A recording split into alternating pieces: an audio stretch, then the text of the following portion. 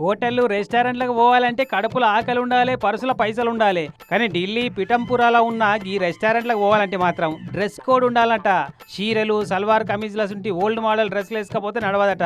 పొట్టి పొట్టి డ్రెస్సులు వేసుకొని పోవాలంట ఆడోళ్ళు.